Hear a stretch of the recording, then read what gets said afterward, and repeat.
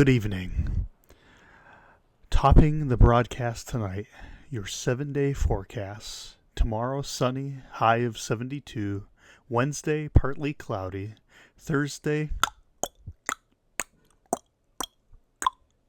You okay there, John? And that's your Doppler radar. Back to you, Dave. That is the finest Emily Blunt impression I have ever witnessed. It is also the only one, but I stand by the ranking. You saw it. You saw the movie?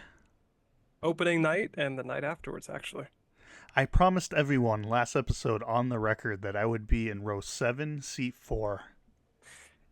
I was with you. You were not in seat 4. I actually think you were in seat 5.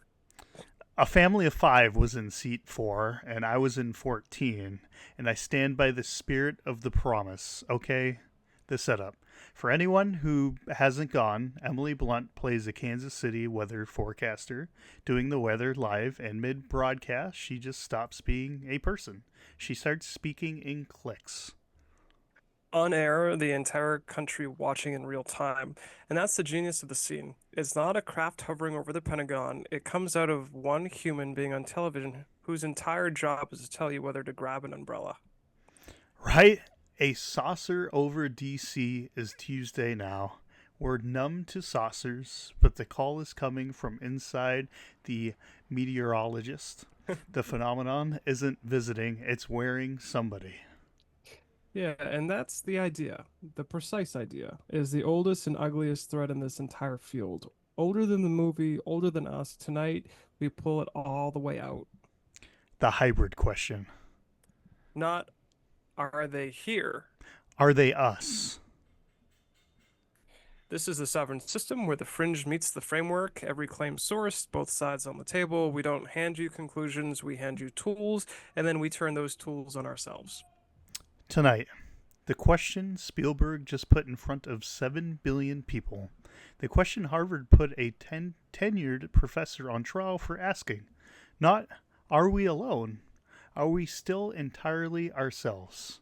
Volume 7. Let's go. Facts first, like always. Disclosure Day. Spielberg directs, David Kopp writes, the Jurassic Park and War of the Worlds guy. $150 million budget. It opened June 12th, and it is #1 movie in the country. 94 million worldwide opening weekend.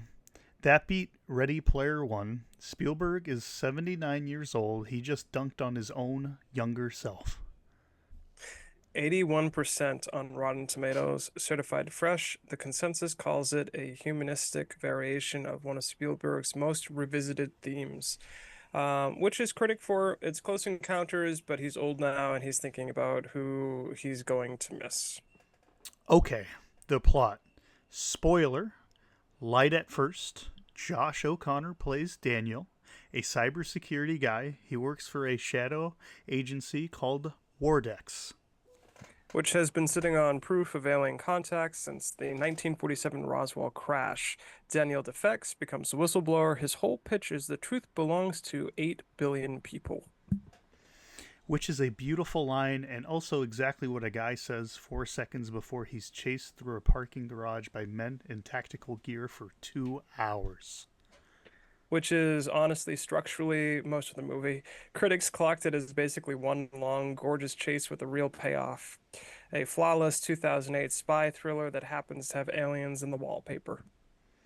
And then there's Margaret Emily Blunt, the weather lady, and this is our whole episode, so I want to actually slow down here. She is not chasing a ship. Something is happening to her. She loses her speech on air and starts speaking languages she never learned. She can see inside people, their deepest grief, and in one scene she appears to strangers as their own dead loved ones. Colin Firth's character's eyes change color, brown to ice blue. People are being changed from the inside. That's the engine of the whole thing. Not they landed, they are already here in the bloodstream. And here's the third act reveal. This is the part you need for tonight, so mild spoiler, I apologize. Margaret and Daniel were both abducted as children, February 23rd, 1996, and they were bioengineered, given abilities to serve as translators. Daniel reads the universal language of mathematics, Margaret reads human emotion. They were built to let two species talk to each other. Wait, so they're not heroes who stumble into it? They're products? They were made for this as kids? Made for this. And the strangest detail, the animals that kept crossing their paths their whole lives, a cardinal, a deer, those were cloaked aliens watching them grow up. We know this as screen memories. Okay, that's the creepiest thing in the movie, and it's a bird. Spielberg made a deer scary. That's range. And the ending. Staying clean for folks who haven't gone. They pull off the global broadcast. They show the world everything. And in the final seconds, the actual alien is wheeled in. It gives Daniel a message. He relies it to Margaret. Um, she turns to the entire planet and says one word, listen. And the screen cuts to black. You never hear the message. Cope said O'Connor knows the line. And when they ask if they'd ever reveal it, he said, is there money in it? So, Spielberg made a 2.5 hour movie literally titled Disclosure Day and disclosed nothing. He built the toll booth at the gate of your own consciousness Call back. Episode 4. Nice. and then hung a velvet rope across it. Premiere tier. See you in the sequel. But here's what matters for us. This isn't a movie about an alien. It's a movie about two humans who are modified by one, the phenomenon's final form. And the most expensive film of the summer is A Human Face. And it's not Spielberg's idea. The idea is 40 years old, and three men staked their careers on it.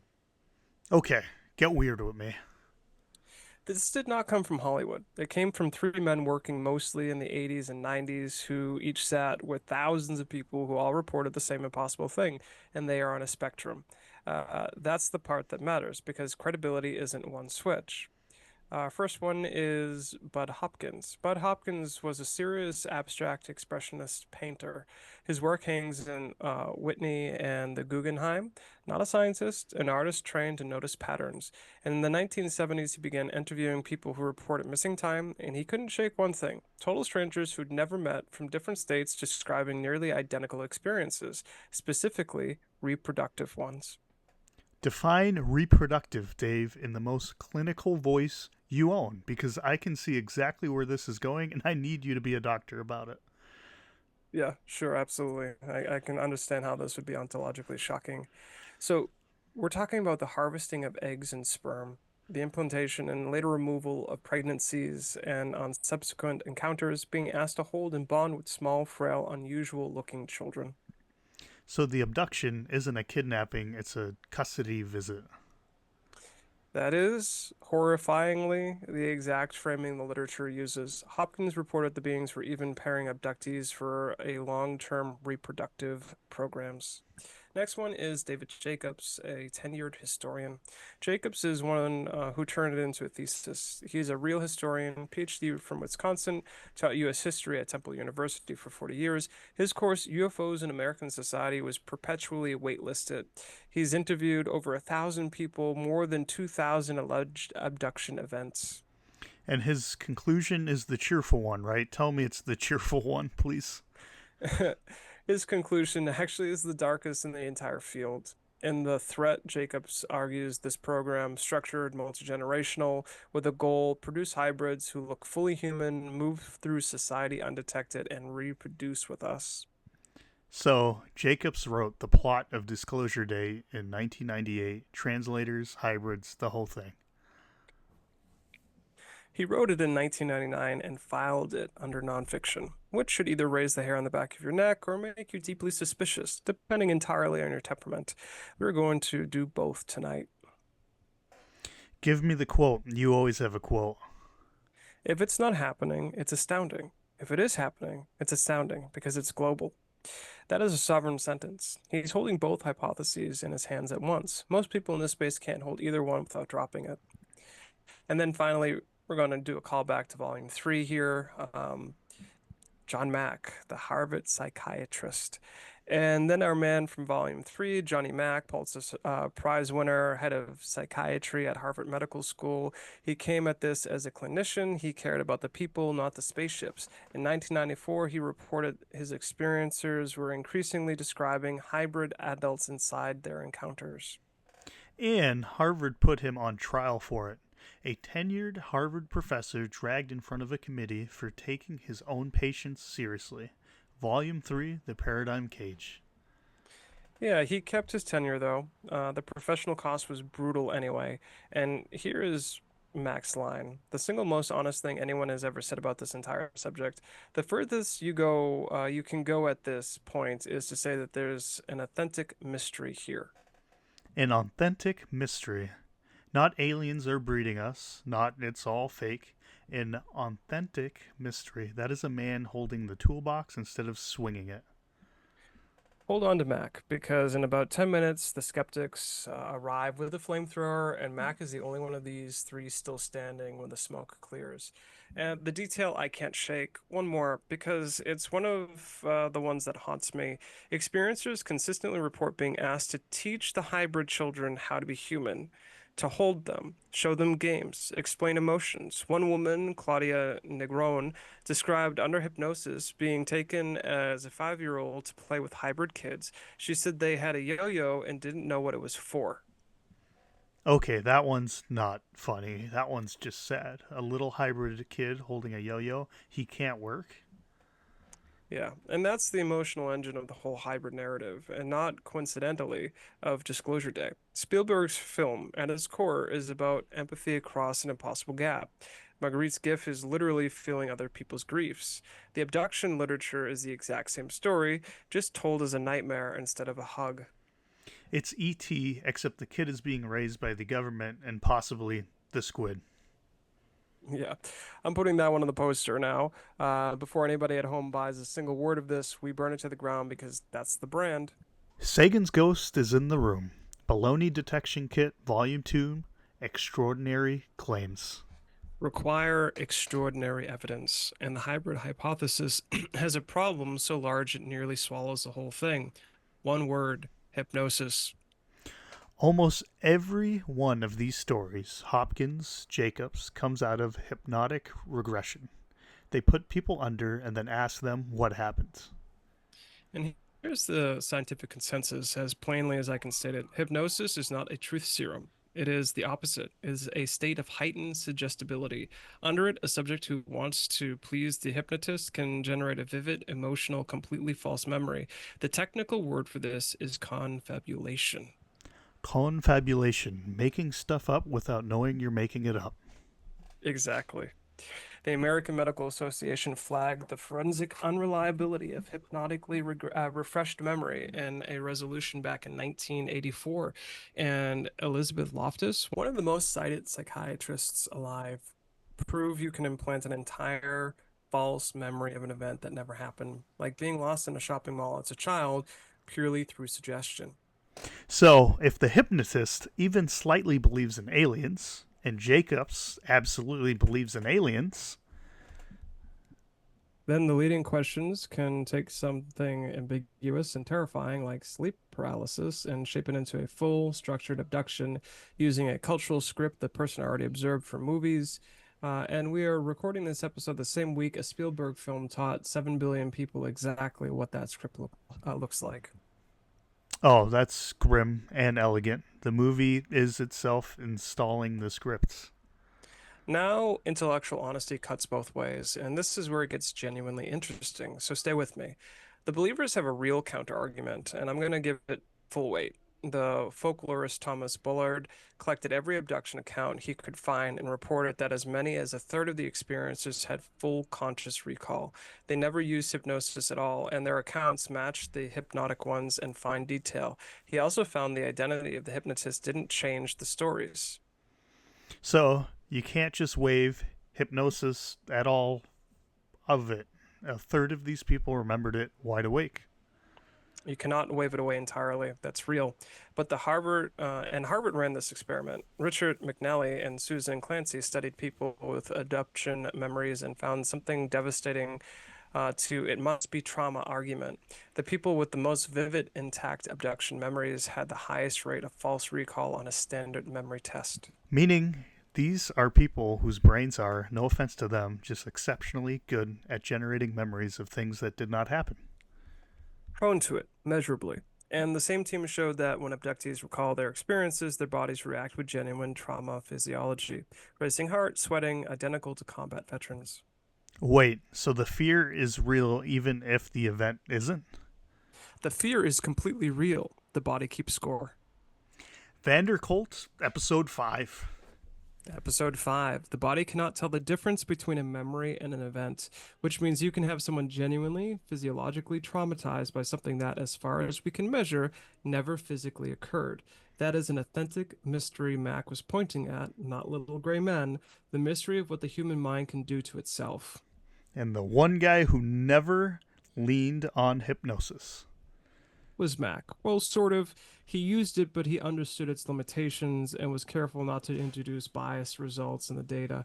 He mostly just listened to these people and he refused to claim more than authentic mystery, which is precisely why, when the skeptics finished the demolition, he's the only one of the three still standing on solid ground. He never sold you the hybrid baby, he sold you the question.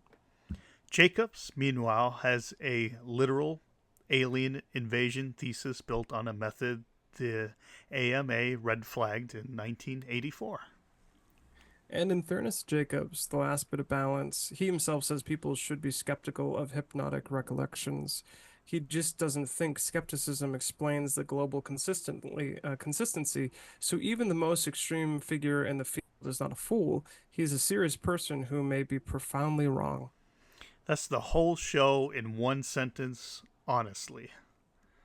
Here's what I generally can't get past. This whole thing used to live entirely on a hypnotherapist's couch, fringe of the fringe, and now Now the language has migrated into the United States Congress. July 2023, or 2023 rather, under oath, David Grush told the House Oversight Committee that the government has recovered non-human biologics from crash retrievals. Biologics, or bodies, the word the entire hybrid literature had been circling for 40 years, walked into a congressional hearing wearing a suit. and nobody fainted. That's the wild part. Congress heard we have alien bodies, and the country went, huh? And ordered lunch. A Fortune headline literally said America was totally unsurprised, and it kept escalating. The November 2024 hearing, Congresswoman Laura Boebert asked on the record about secret government programs involving human genetics. The witnesses denied knowledge of it. A sitting member of Congress asked on the record about human alien genetic programs. That is Jacob's couch thesis with a congressional seal stamped on it. And it threads straight into the disclosure timeline we've tracked all series. Pursue released 1 and 2, the June 9th Capitol press conference where the phrase intelligent plasmoid life forms entered into the public record. That was volume 6. And now, June 12th, Spielberg drops a $150 million film about two human beings being modified by the phenomenon, same month. Government files, congressional testimony, and the biggest director alive. Same month, same theme, bodies, hybrids, transformation. And here's where we stay sovereign instead of getting swept. Two readings of that convergence, and both have to stay on the table. Reading 1, The Culture is Being Deliberately Prepared, Palaska's Thesis, Volume 4, Soft Disclosure, Priming the Ground. Reading 2, It's a Feedback Loop. Congress reflects the culture, Hollywood reflects Congress, and the audience reflects Hollywood, and the whole thing spins itself louder with no one's hand on the wheel. The control audit. Who controls the right of revelation? Am I inside the feedback loop? And the honest answer this week is that we generally cannot tell which is one or the other. And a person with the tools is allowed to say that out loud and keep both doors open. That is not a weakness, that is the entire skill. Which is the perfect moment to build the new tool, because we need one specifically for this, for when somebody or some movie or some congressman tells you that you or people like you are being changed. Yeah. So tool number 30. We've built the inquiry protocol for the self, the detection protocol for claims, the paradigm audit for suppression, the control audit for narratives, the synchronicity scan for patterns, the implicate audit for boundaries. Tonight, we need one for the most personal claim of all, the claim you are being merged with something else, that your body, your mind, or your people are being changed from the inside. Because that claim is everywhere right now, and not just about aliens. The algorithm is rewiring your kids, the chemicals are changing you, they're replacing us, the hybrid panic wears 1,000 costumes. Right. So the hybrid audit is four questions for any claim of human transformation: supernatural, technological, biological, or political. Four dimensions: body, mind, culture, and agency. So the first question, the body question: is there physical evidence that survives outside the experience itself? A scar with a documented cause, a lab result, an object, something stranger could independently test? Or does the entire claim live inside one's memory and sensation? Question two, the mind question. How was this memory or belief retrieved? Did it arrive on its own in full waking awareness, or was it drawn out under suggestion by somebody who already knew what they were hoping to find? Question three, the culture question. Did I have the script before I had the experience? Had I already absorbed this exact story from a movie, a forum, a congressman or woman, a podcast, so my mind had the template sitting there ready to fill? Or for the agency question, who benefits if I believe I'm being changed and I'm powerless to stop it? Does the belief return to myself as the architect, or does it install fear and hand my sovereignty over to whoever's telling the story?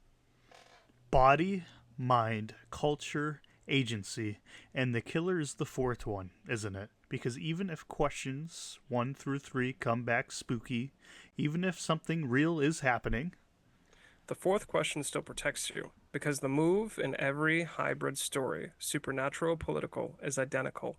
Convince you that you are being transformed and that you are helpless. That's the payload. Jacob's aliens, the algorithm, the replacement panic, demagogue on cable, they all need step two. They all need the helplessness.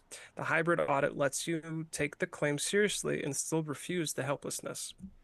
you can believe the weather lady is speaking in clicks and refuse to believe you're a passenger in your own life. That is word for word the most sovereign sentence you ever said on this show. I'd like that one read at my funeral, please. He refused to believe he was a passenger. Right underneath, he was not, in fact, in seat 4. All right, let's head on over to our sovereign win and our close. So, your sovereign win this week, we call it the transformation test. Pick one claim currently being made about how you're being changed. It does not have to be aliens. Pick one, a real one. Your phone is rewiring your brain. This food is altering your body. These people are changing our country. Whatever is loudest in your feed this week. And run all 4 questions on it. Body, is there evidence outside the fear? Mind, how did this belief get into me? Culture, did I have the script first? And agency, who gets more powerful if I believe I'm helpless? Write down what survives all four. That's your signal. Everything else is somebody else's costume or noise. And the pickle update because it is contractually required. I had generally hoped we'd get through one episode, man. Kevin from LinkedIn, Paradigm Shift Kevin, messaged me that he's pivoting his artisanal pickled startup to, and I'm quoting, post-disclosure fermentation. The new line is called First Contact Dills. The tagline is, the truth belongs to 7 billion brines. That's actually a good tagline. I hate that it's actually a good time tagline, John. I bet him a jar that Disclosure Day gets a sequel. I bet me they reveal the alien's last line first. Culp said, "Is there money in it?" So honestly, we might both lose. Here's where I land. Spielberg made a movie where a regular woman doing the weather turns out to have been built as a child to become the thing she's reporting on, and the scariest version of Disclosure was never the spaceship, it was the mirror. For 40 years, a handful of serious people, a painter, a historian, a Harvard psychiatrist, sat in quiet rooms and listened to thousands of strangers describe the same impossible thing: that the line between us and them is not a wall, that something is being woven in. The science says that almost certainly the mind is doing it itself, and the science cannot fully explain why the stories match. An authentic mystery. Mack's words. Still the only honest sentence in the room. We're not telling you that aliens are breeding hybrids. We are telling you that the most powerful storyteller alive just spent $150 million on an idea that the phenomenon's final form is a human face, and that the same idea has now been spoken under oath in your Congress. You don't have to believe it. You have to be able to hold it, body, mind, culture, and agency. 30 tools, 11 frameworks, 18 episodes, the sovereign operating system. Run it on the movie, run it on the hearing, run it on your own reflection. And run it on us, always on us. Be the architect. The Sovereign Investigation, Volume 7, The Hybrid Question. Spielberg's question was, if someone proved we weren't alone, would it frighten you? Our answer, only if you forget you had the tools. See you next week.